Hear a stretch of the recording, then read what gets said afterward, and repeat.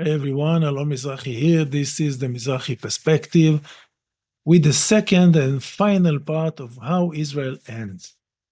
Yesterday, I left you with quite the cliffhanger, with the whole story of how Israel is pushing towards basically its end. I talked about what I see as a certainty of a renewed war with Iran and what this second phase of a war with Iran is going to do to Israel. And I believe this is going to be a lot more destructive and debilitating for the country. And I described how the Iranians are going to aim to actually put Israel out of service as a functioning country with direct hits on communication hubs and transportation hubs and command and control centers, major military bases, strategic sites, the electrical grid, um, the internet, the cellular networks, all of this. And this is what I see happening when this war starts again. Now, if you haven't watched the first part of this, how Israel ends part one, I suggest you watch that part first. It's going to give you very essential background to understanding the historical context, the cultural context, the political context of what's happening and what's about to happen. It's not going to be impossible for you to understand what I lay out today in this video, but I think it's going to be a richer and more complete understanding if you watch that part first. So if this pops on your feed, first go and look for the first part of it. It's going to make a lot of sense if you watch it in this order. So I'm going to talk about what happens after this renewed war with Iran, which I don't think will last very long. It won't be months, okay? It will be days or weeks. This is how much time Iran needs to debilitate Israel, as I see it. Again, this is my perspective, and other people are going to have completely different views, and it's okay. But as I explained in the first video, I have the background and also the set of skills required for analyzing and understanding and diagnosing this situation, this political, cultural situation. Now, what I'm going to add to the discussion today are three important points. I'm going to talk about the atomic weapons element of this because I didn't get to talk about this yesterday, and it's important. Many people are thinking about this or bothered by it, so I'm gonna say something about this. I'm gonna say something about atomic weapons, and I'm gonna also say something about the political impasse in Israel, about how the current, it's not current, it's historical political powers and movements in Israel basically cancel out one another, cannot go along with each other, and make it impossible for Israel to have a functioning, constructive government and political solutions. So I'm going to talk about this. Not many people talk about it. Not many people know enough to say something about this. I know this stuff very well. I lived it. I know it. This is part of my, upbringing, my years as a politically active Israeli. So I'm going to talk about this, and it's gonna add another layer of understanding to it, because if Israel cannot find a constructive political solution, the only path forward that it has is crisis and war. So this is part of what we're seeing now unfold. This is one aspect of it. There are many others, but this is an important aspect, and I don't think this is talked about enough. So I'm going to talk about this. I'm just going to go over the political forces, political parties in Israel, and make it very easy for you to understand how they don't want and cannot work together to form a stable system, a stable government. Lastly, I'm going to talk about, just a second, sorry. Lastly, I'm going to talk about why I think Israel would prefer to go to war now or soon rather than in 5 years' time.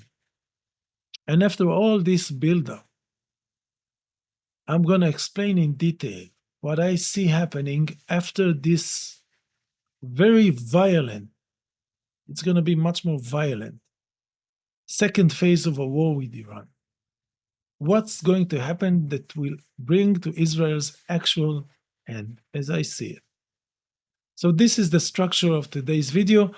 I'll remind you that if you want to support my channel, you can go to the Buy Me a Coffee link in the YouTube description or visit my Substack and become subscribers. You have to visit my Substack. You have to read the things I write. This is not what I write is not very common. You don't come across such political writing too often. I'm saying this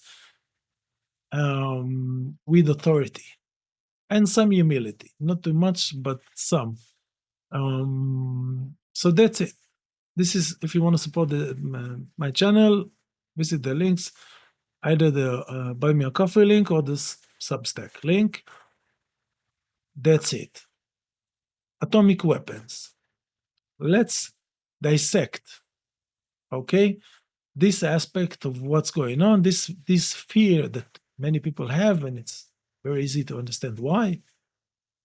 What happens if Israel decides to bomb Iran, Israel or the US decide to bomb Iran with nuclear weapons? Okay, so I want to clarify a little bit or demystify this option. Demystification is a very good concept.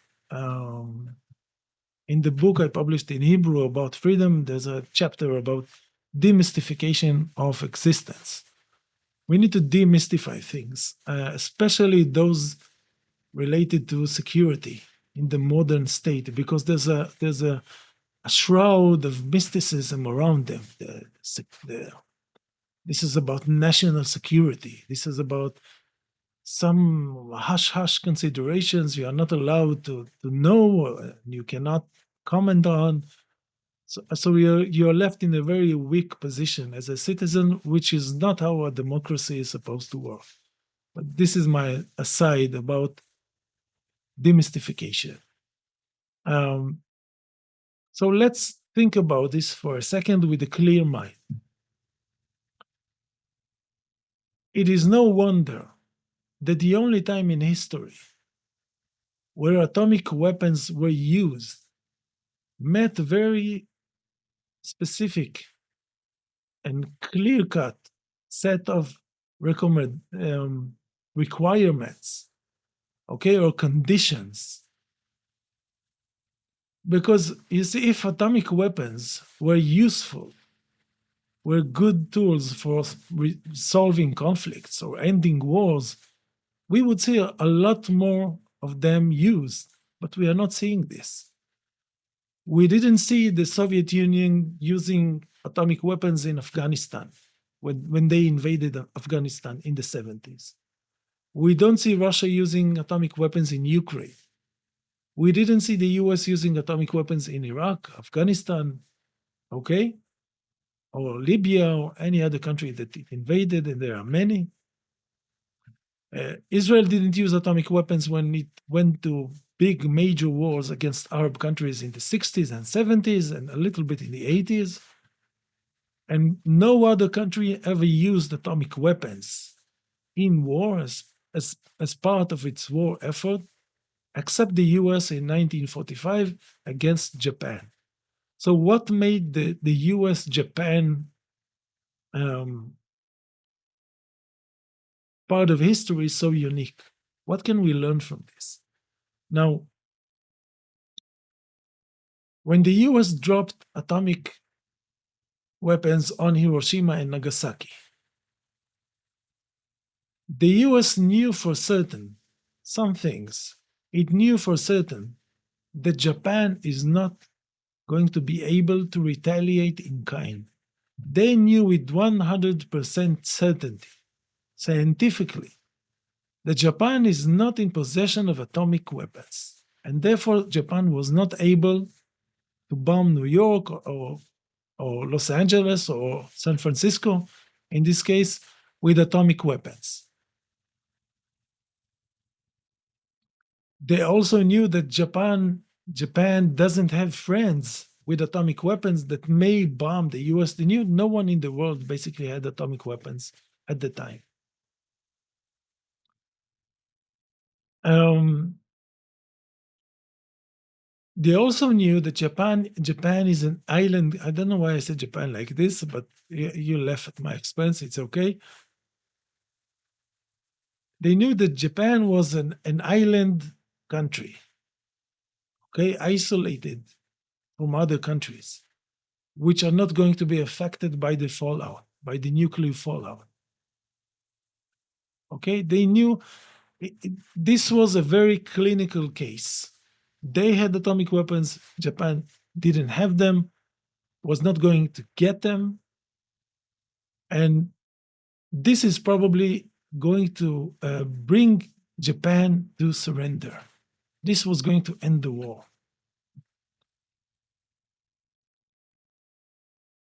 Now, if you think about the Israeli case, sorry, if you think about the Israeli case or the American case,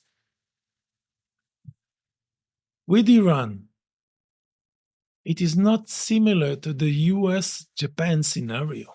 It is very different. While the US knew with absolute certainty that Japan wasn't in possession of nuclear weapons, Israel and the US, and it is one side for all purposes, basically.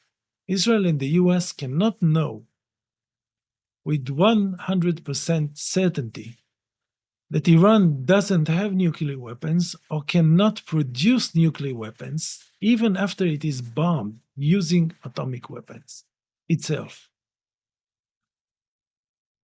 So the ease of mind that Americans had in 1945, Israelis and Americans don't have today. They don't know that Iran is not actually a couple of weeks or a couple of months from acquiring its atomic weapons. And so dropping atomic weapons on Iran may bring about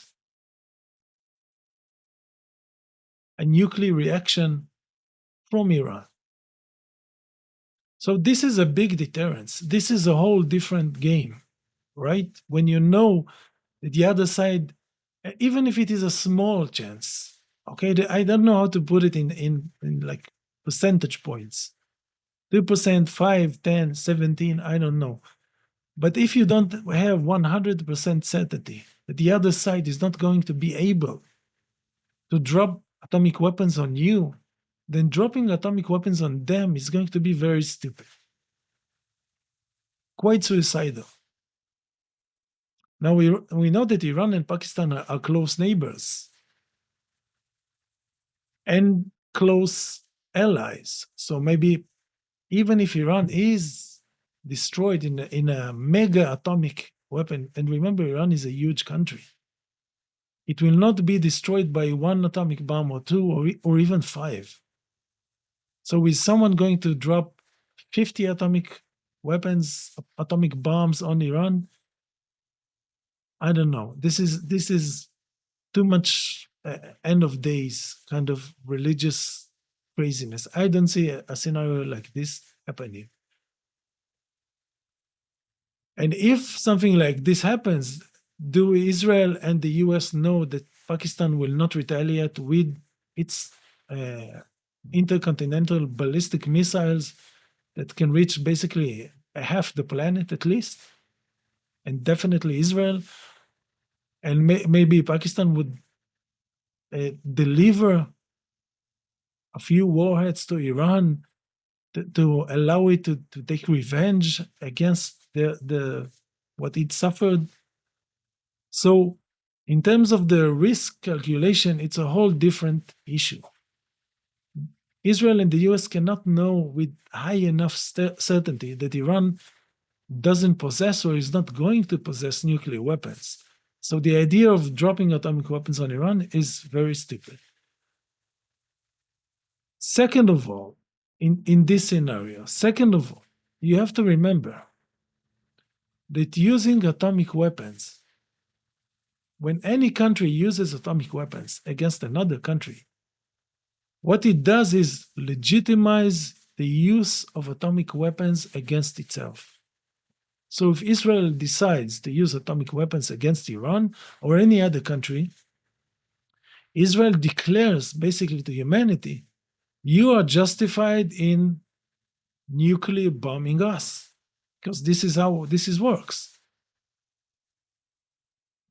Everyone understands that what you do to others can be done to you. This is like universal human understanding of morality.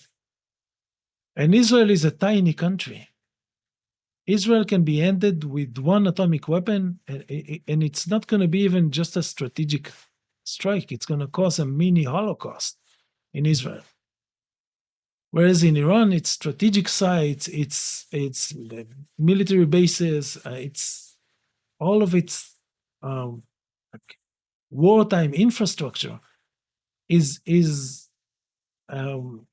placed in different parts of this huge country. So even if you use atomic weapons against Fordo or another base or another nuclear facility or another huge missile base, this is not going to end Iran. Even if you drop an atomic weapon on Tehran, it's not going to end Iran. It's a country of 90 million people, twice the size of Texas.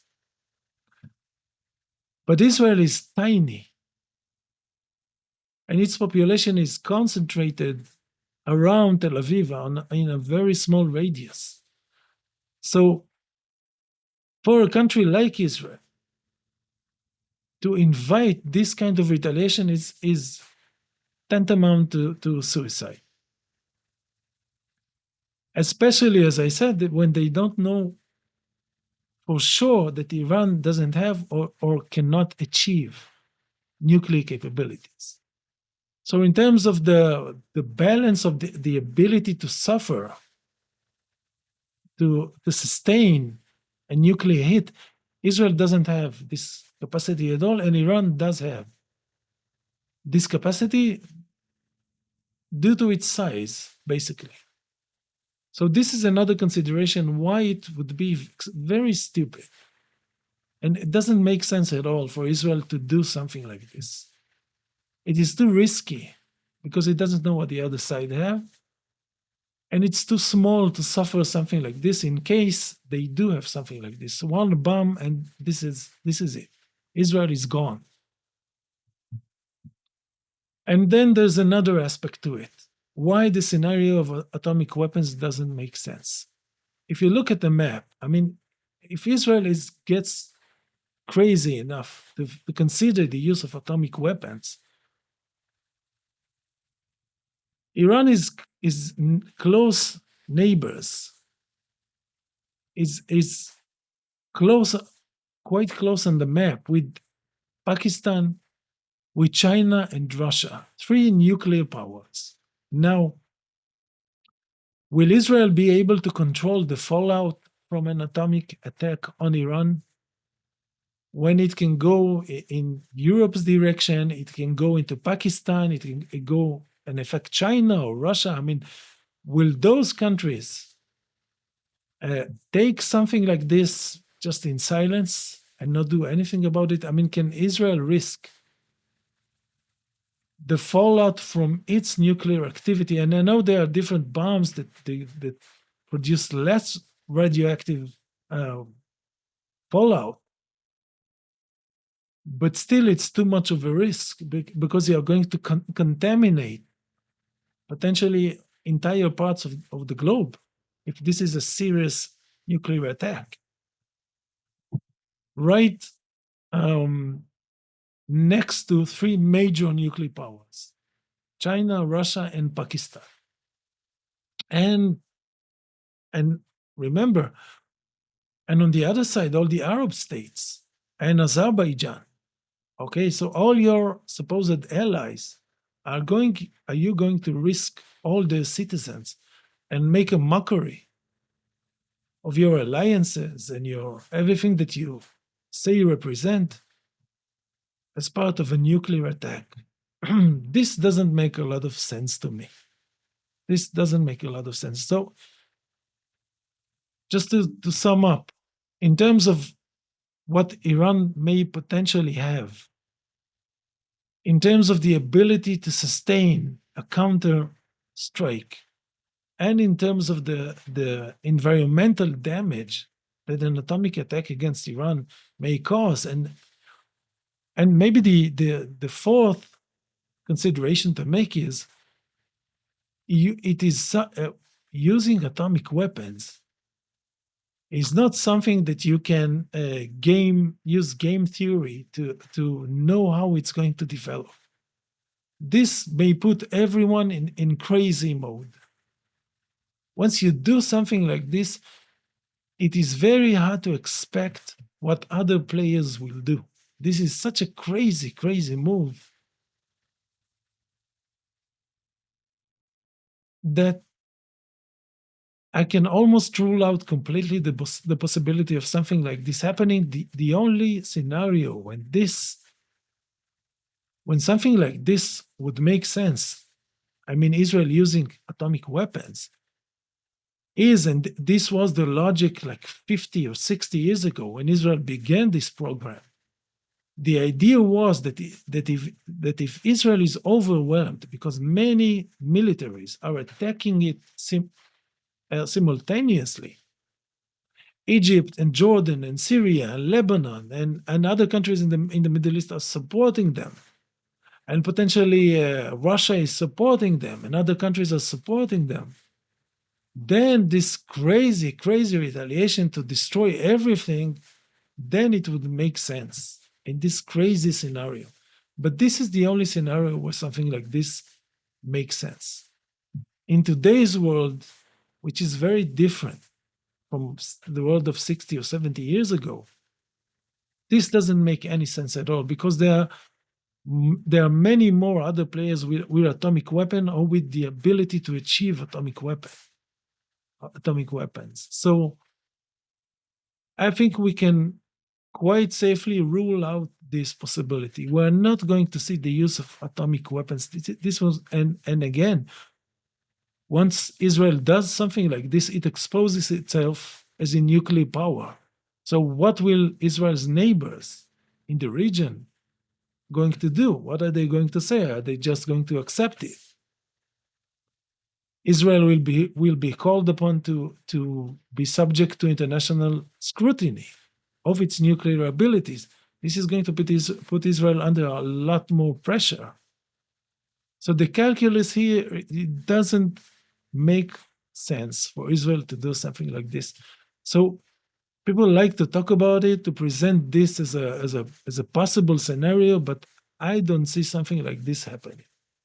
As I explained, this is when you break it down to what it means, to how it would look, to what other actors will or might do, you can see that the likelihood of something like this happening is quite close to zero.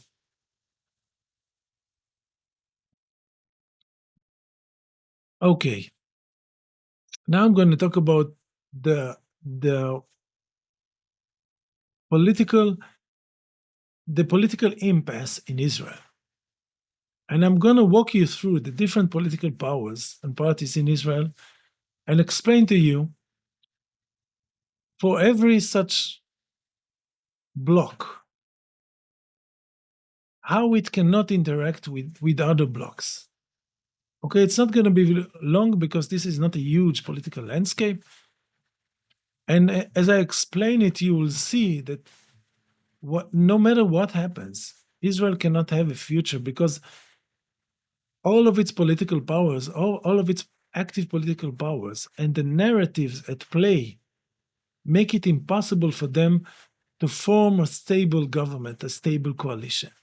So I'll begin by the Israeli parliament has 120 seats. Okay, this is the Israeli system.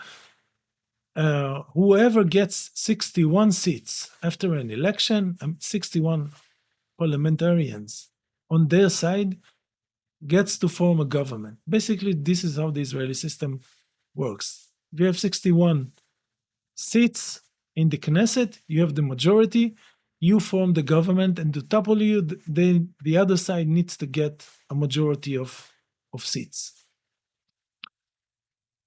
So briefly, what are the main political blocks in Israel?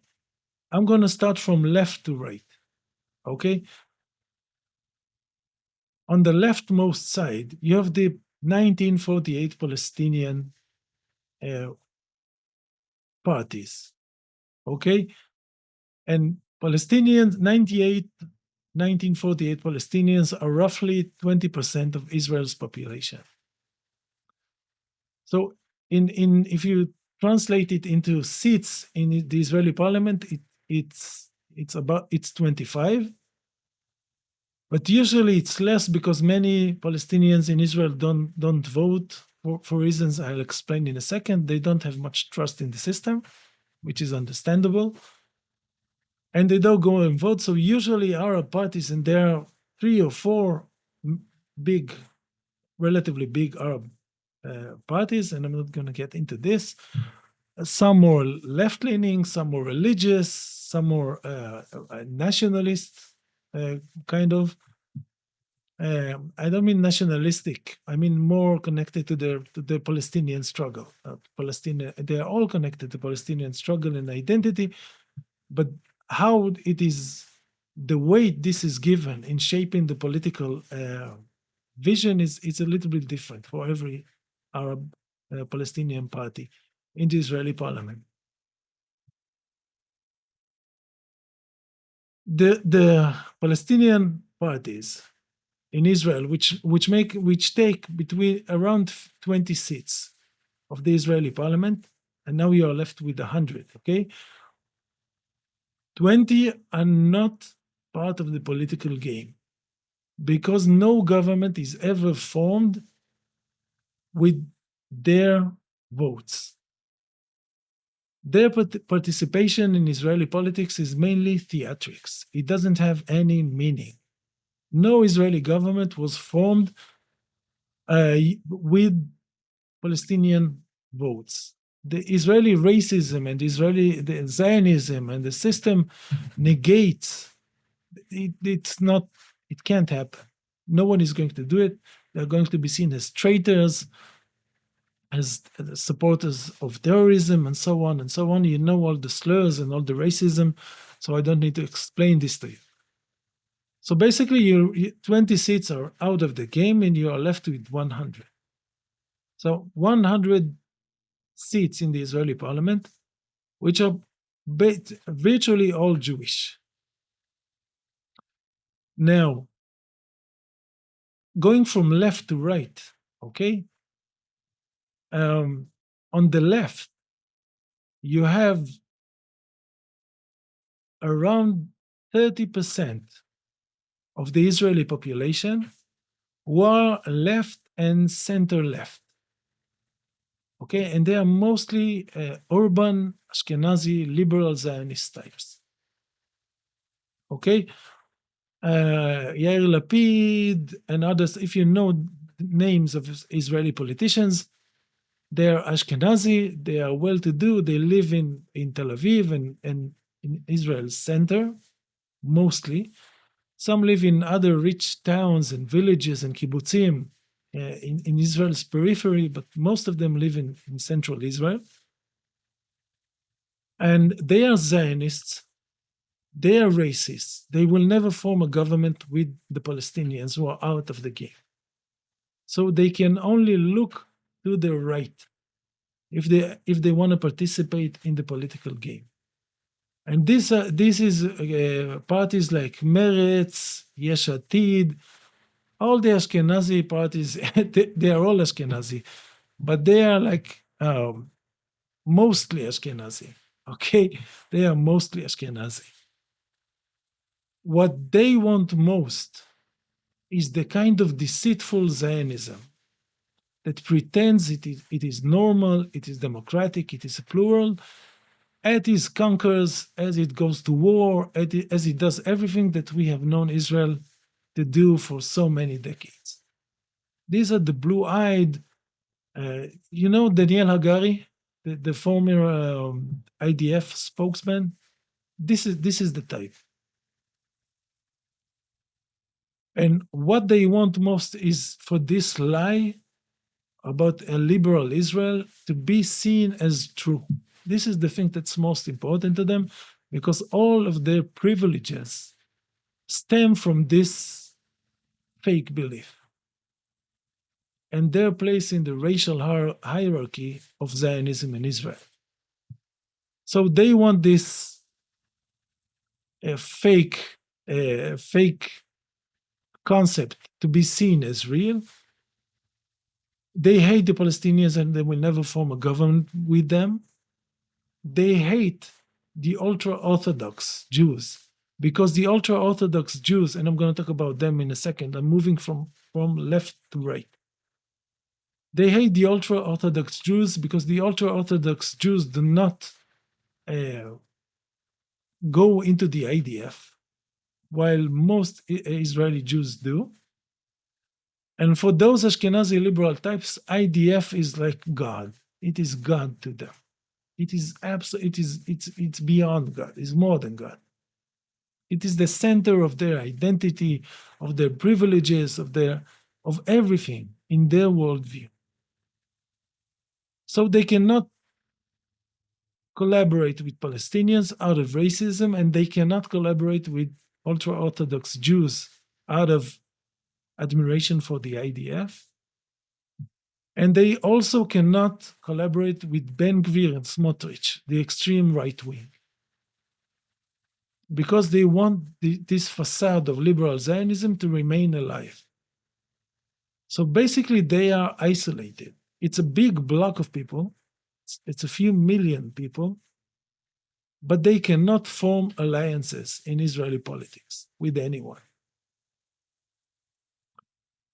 So we had Palestinians and we had the Ashkenazi center left.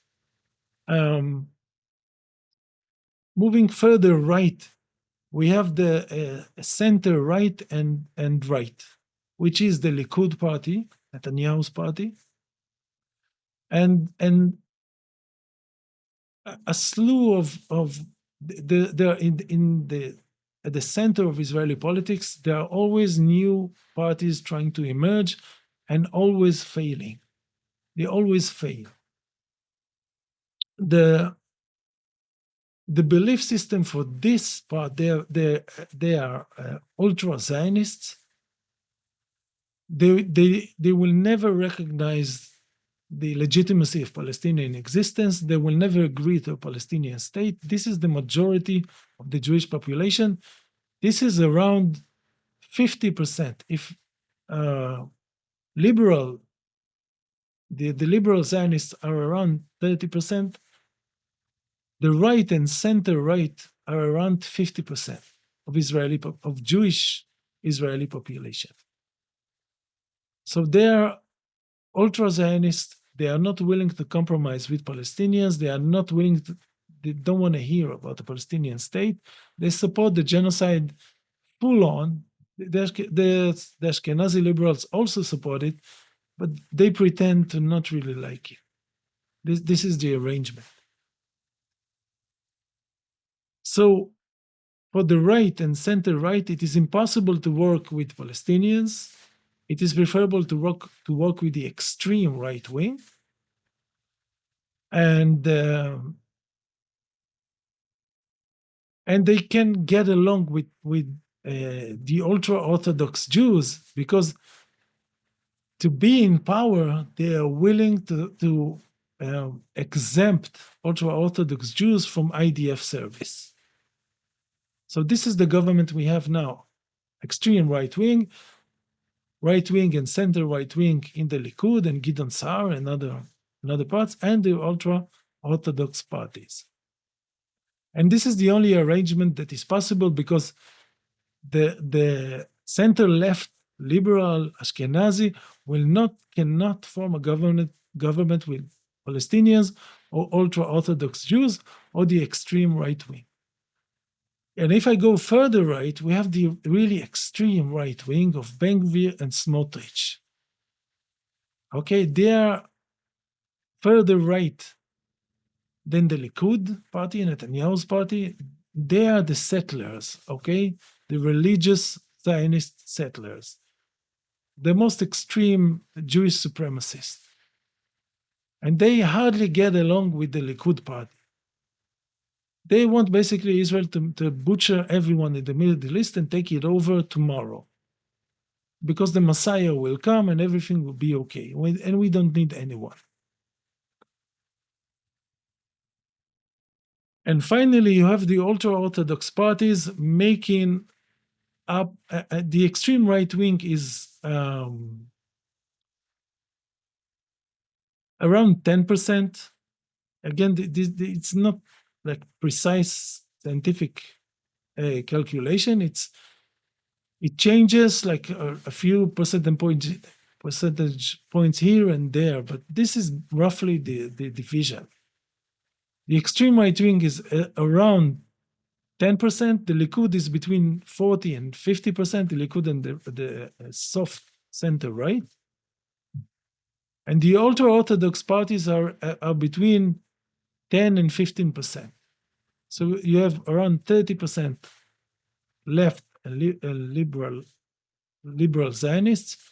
You have almost between 40 and 50% Likud types. You have 10-15% extreme right wing and 10-15% or a little more ultra-Orthodox Jews. Now I said that liberal Zionists cannot form a government with the extreme right wing, or the Orthodox, the ultra-Orthodox, or the Palestinians.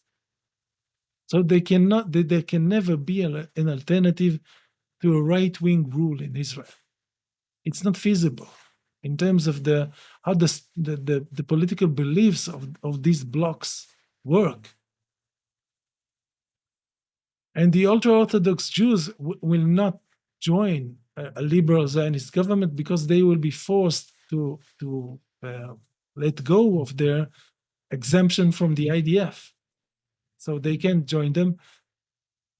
But to make things even more complicated, the extreme right wing, because it's so Ashkenazi, and it envies the liberal Ashkenazi Zionists, it also wants ultra-Orthodox Jews, and it also admires the IDF, idolizes the IDF. They also want ultra-Orthodox Jews to go and join the IDF at 18.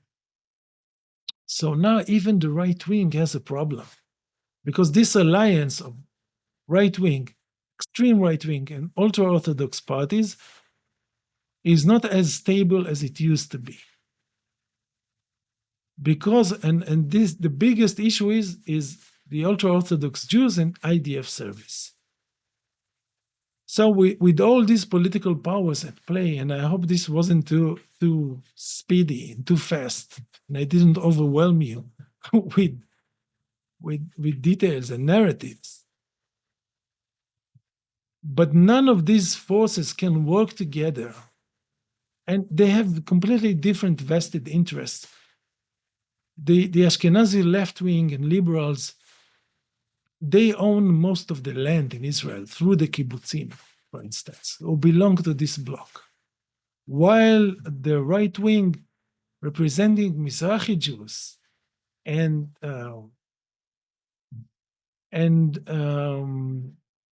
political voices who have been sidelined by old historic Israel, they want to challenge this.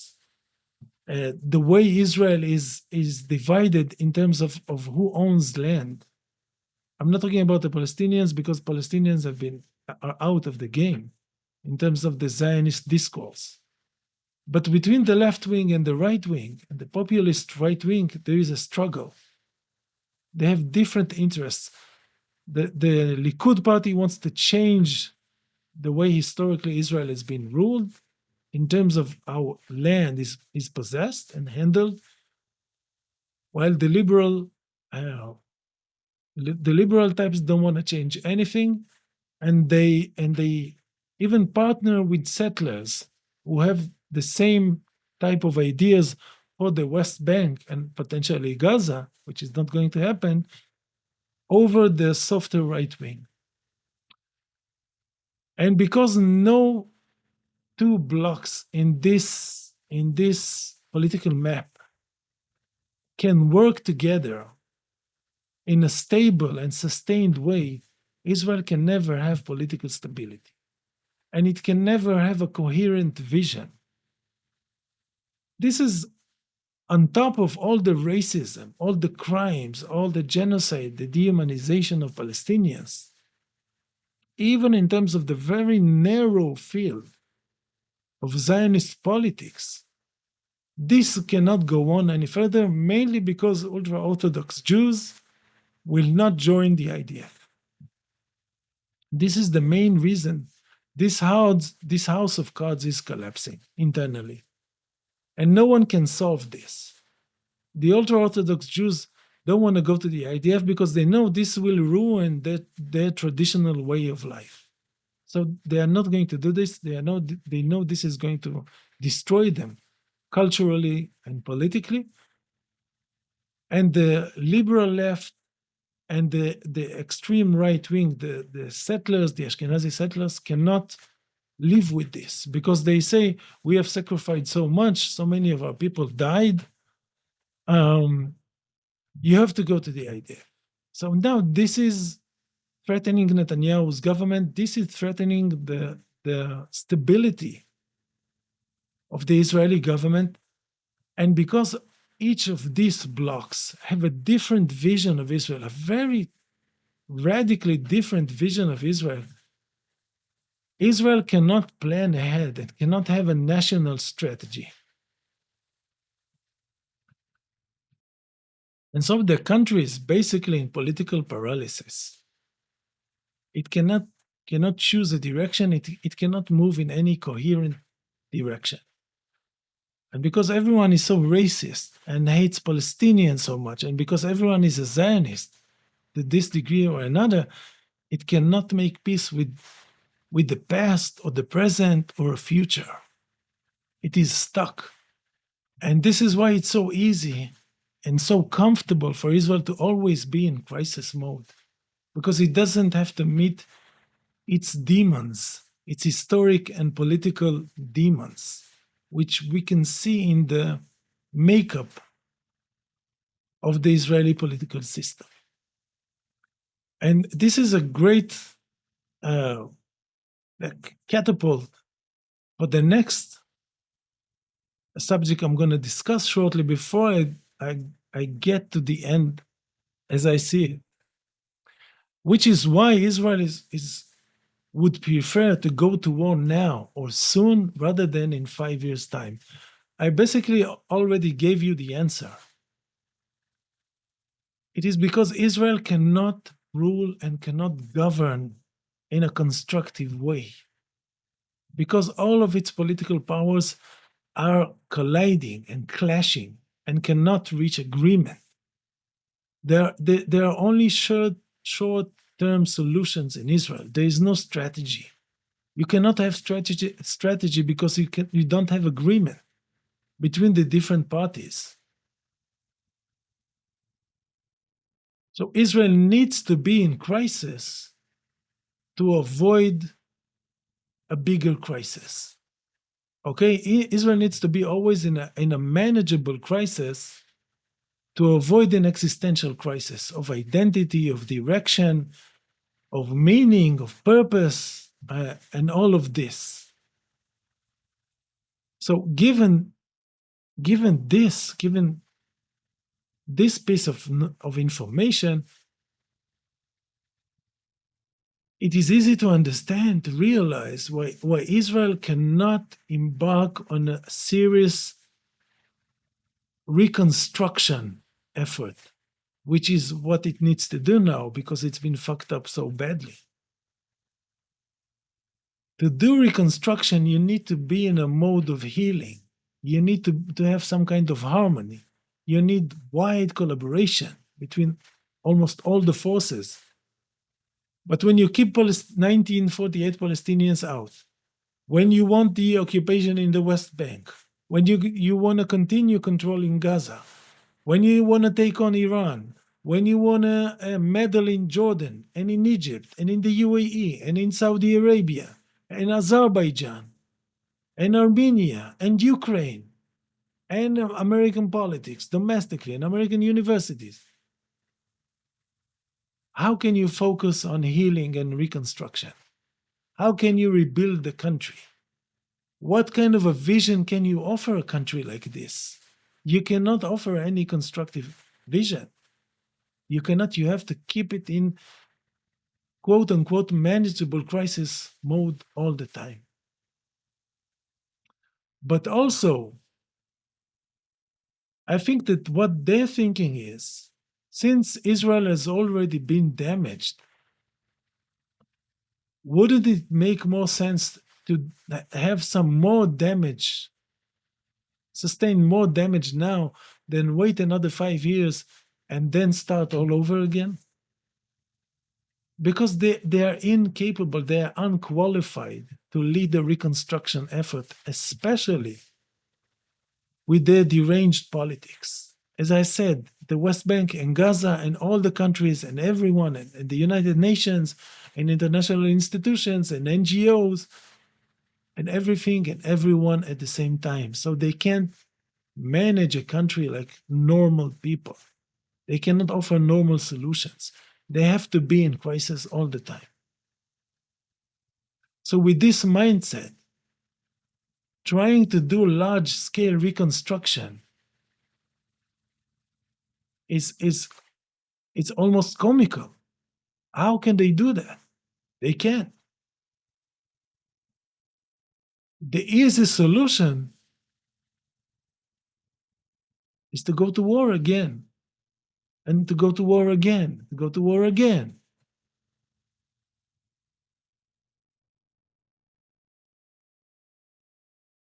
And because they are so unsatisfied and feel they have been humiliated by Iran, they want to have revenge. They want to punish Iran, which is again comical because Iran is 5 or 10 times stronger militarily than Israel. It's a no match in terms of boxing or other martial arts. So all the psychological and political and cultural elements are there to guide Israel toward more war and to want to do it sooner rather than later. And maybe they think that after another round of war, after Israel has been seriously damaged on a much more extensive level, it's going to make it easier for them to present Israel as a victim and to mobilize all the international community and all the Jewish money around the world to reconstruct Israel and relieve themselves of responsibility this way. But now they have a fucked up country, a panicked population, an unstable international scene. They have all of the pieces in the puzzle keep moving in a way that they cannot control. So their only way to control the story and the direction the country is going in is to have more war and initiate instability and fear and chaos in a way they think it's going to be manageable. So this is why I think Israel is going to push for another round of war with Iran sooner rather than later. Now, this is the final touch, my final point. The one element we all forget. As I've described yesterday, what happens as a result of a massive Iranian attack against Israel over a few days or a week or two maximum, because this is all it's going to take. In a Substack article I posted last year, I said Iran can end Israel in a few hours. And I believe this is true because they are pacing themselves. They can shoot 500 ballistic missiles in one day. And this is enough to finish Israel. But they are not doing this because they don't want to risk that nuclear reaction, which in this scenario may make more sense, because we are now, Jews are being subject to another Holocaust by Iran when we don't know where this is going. We have to hurry, do something extreme. This is what they want to avoid. But over a week or two, if they do this incrementally and they target strategic and military points, this is not a Holocaust. This is military defeat. This is a country that cannot function anymore. But after this happened, what happens next? This is the most interesting thing politically, historically. Keep in mind that Israel is a Jewish majority country. Okay? Jews make up around 75% of the population of Israel. But also keep in mind that around 5 million Jews live in a small area around Tel Aviv, stretching around 30 kilometers north and south, and a little bit east, and that's it. The south of Israel and the north of Israel have Jews and Palestinians almost in equal numbers in big chunks of land.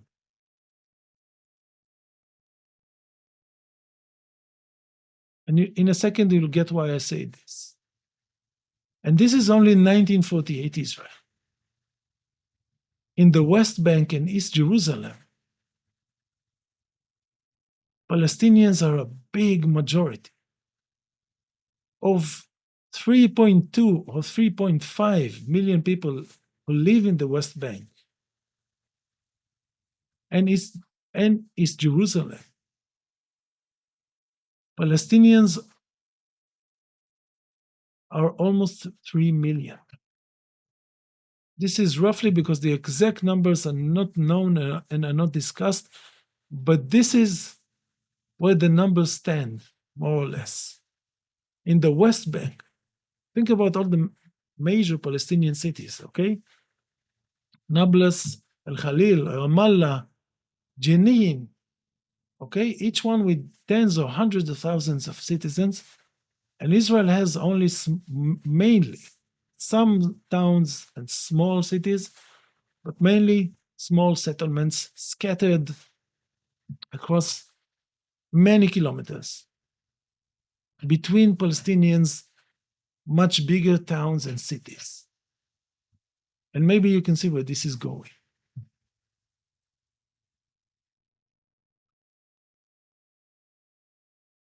And with the presence of the IDF in the West Bank and in East Jerusalem, out of 600,000 residents in general, 400,000 are Palestinian.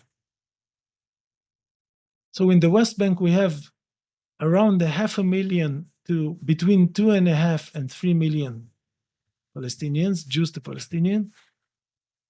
And in East Jerusalem, you have 200,000 to 400,000. And this is the end I see. This is the picture I'm seeing. Once Iran debilitated Israel to this massive degree, And once the IDF can no longer function, and Israeli police and all these organizations,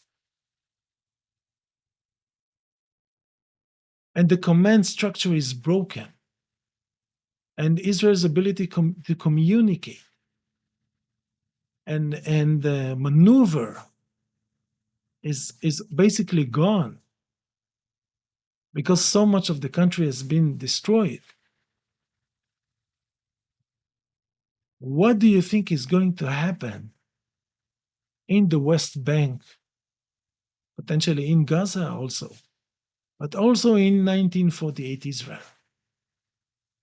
When Palestinians realize, Palestinians in Ramallah,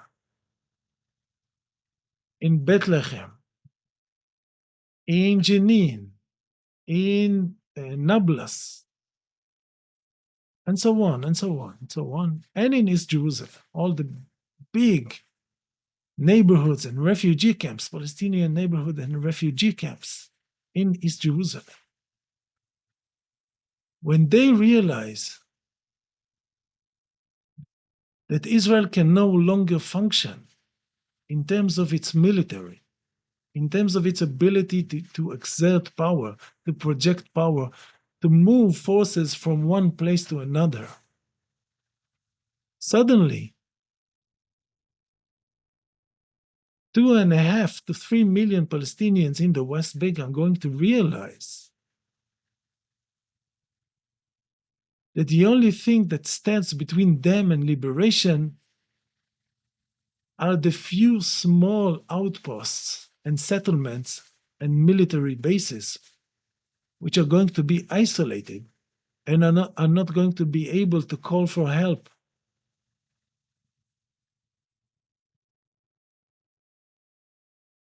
So after a big Iranian attack, which will aim to disrupt and debilitate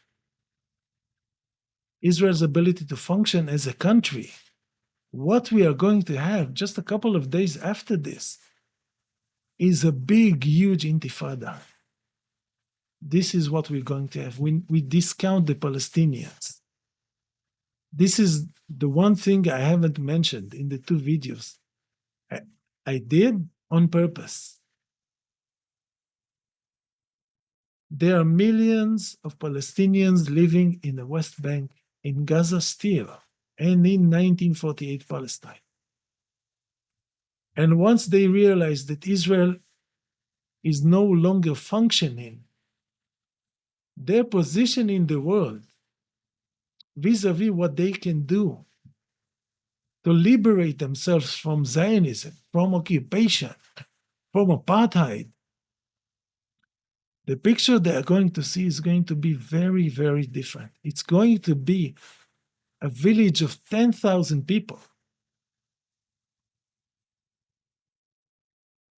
surrounded by 2 or 3 settlements with 200 or 300 or 50 people, and 1 or 2 military posts with 10 or 15 soldiers in each of them. And this constellation is what suffocates that village, because this is the ratio of population in the West Bank. So now the Palestinians in that village and all those villages will realize that the settlers and the soldiers are basically alone, and they cannot defend themselves, and they cannot call for reinforcement. And when an intifada breaks under these conditions,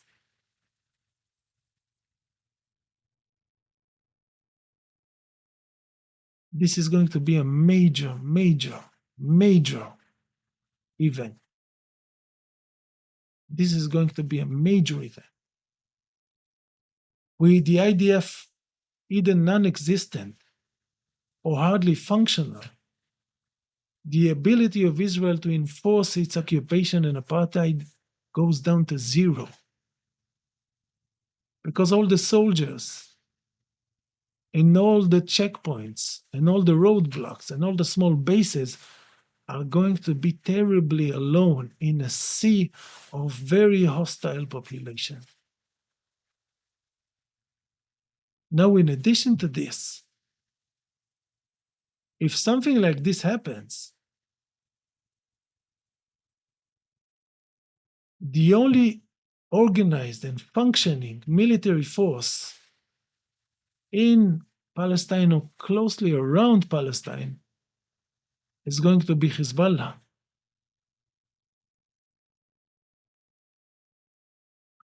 So, in a scenario like this, when the big centers of Israeli control and command and function have been deactivated, destroyed, what Hezbollah is going to find when they attack Israel and attack Israeli outposts is just the soldiers who are there without any ability to call in air cover. Okay? If the Air Force is going to still be functional, it's going to be in disarray. And it's going to be like a big, huge October 7th.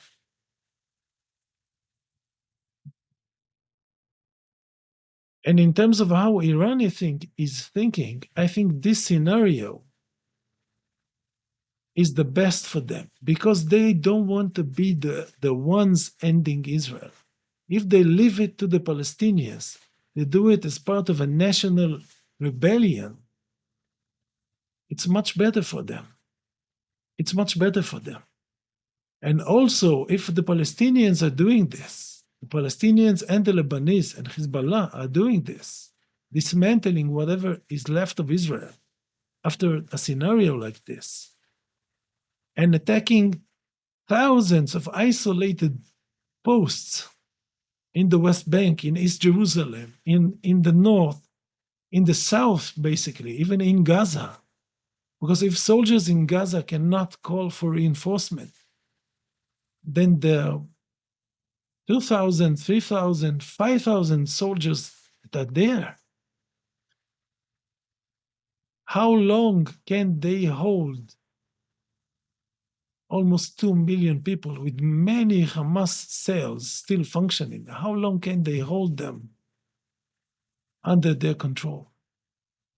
Not very long.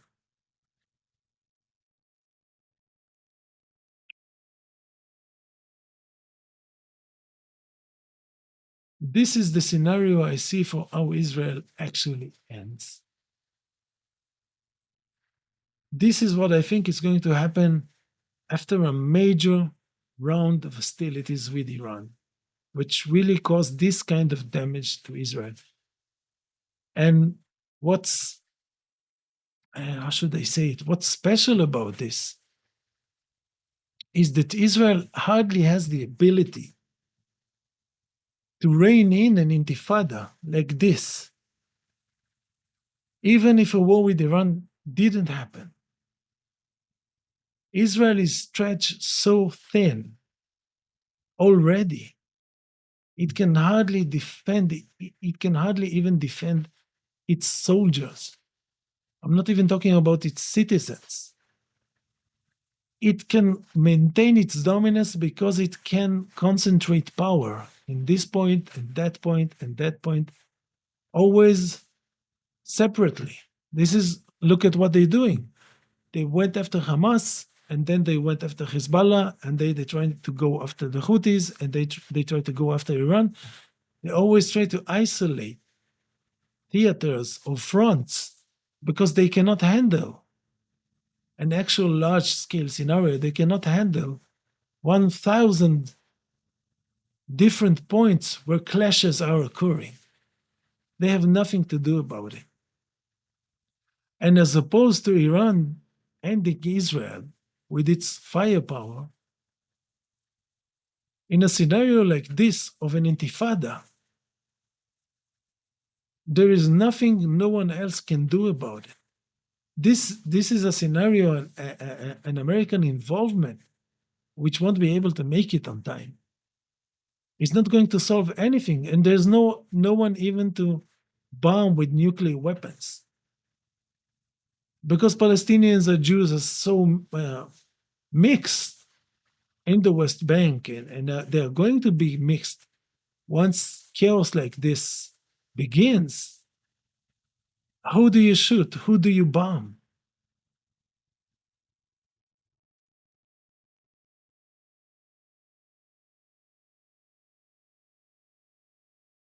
And a scenario like this,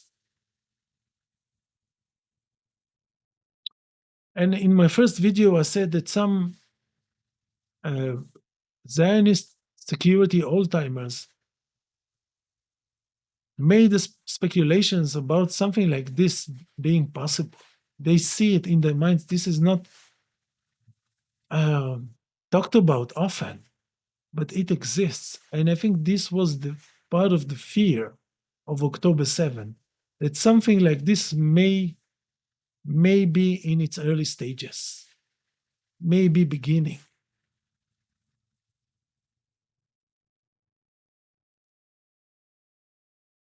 Something like this is going to be a lot more plausible.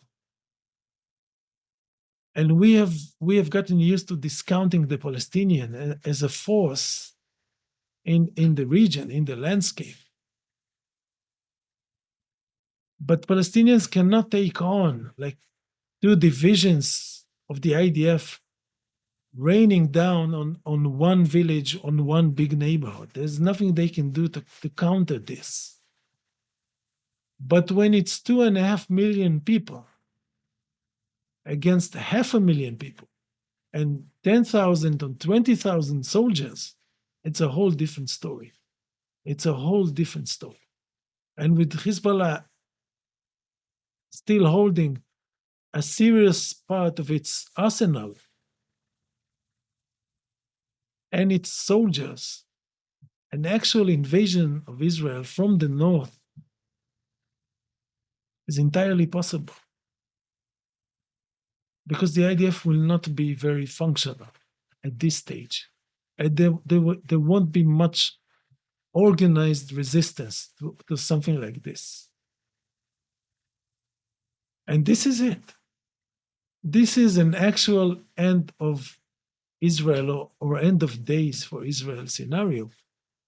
And this may sound very fictional at the moment,